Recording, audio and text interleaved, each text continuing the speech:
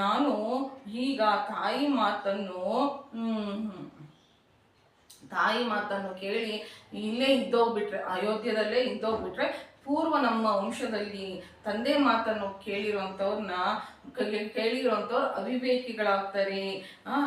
ನಾನು ಅವರ ಪ್ರವರ್ತನೆಯನ್ನು ಅವಮಾನ ಮಾಡಿಕೊಡ್ದು. ಅದಕ್ಕಾಗಿ ನಾನು ಇವಾಗ ದಶರಥರ ಮಹಾರಾಜರ ಮಾತನ್ನು ಕೇಳಿ ಅರಣ್ಯಕ್ಕೆ ಹೋಗ್ಬೇಕು ಅಂತ ಹೇಳ್ತಾರಂತೆ. ಅಂದರೆ ಒಂದು ವಂಶದ ಚರಿತ್ರೆಯನ್ನು, ವಂಶದ ಒಂದು ಖ್ಯಾತಿಯನ್ನು ನನ್ನಿಂದ ಹಾಳಾಗಬಾರ್ದು ಅಂತಂತಂದು ಎಷ್ಟು ಆಲೋಚನೆ ಮಾಡ್ತಾರಪ್ಪ ಶ್ರೀರಾಮಚಂದ್ರ ಪ್ರಭು. ನಮಗೇನು ಇಲ್ಲ, ತಂದೆ ಮರ್ಯಾದೆ ಏನಾಗುತ್ತೋ, ತಾಯಿ ಮರ್ಯಾದೆ ಏನಾಗುತ್ತೋ ಏನೋ ನಾವು ಆಲೋಚನೆ ಮಾಡೋದಿಲ್ಲ.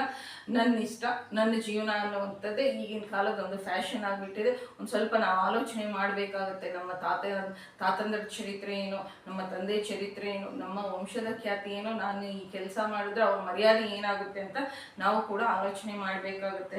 ನಂತರ ಲಕ್ಷ್ಮಣ ನೀನೆಂತಹ ಲಕ್ಷ್ಮಣನೊಂದಿಗೆ ಶ್ರೀರಾಮಚಂದ್ರ ಪ್ರಭು ಹೀಗೆ ಹೇಳ್ತಾ ಇದ್ದಾರಂತೆ.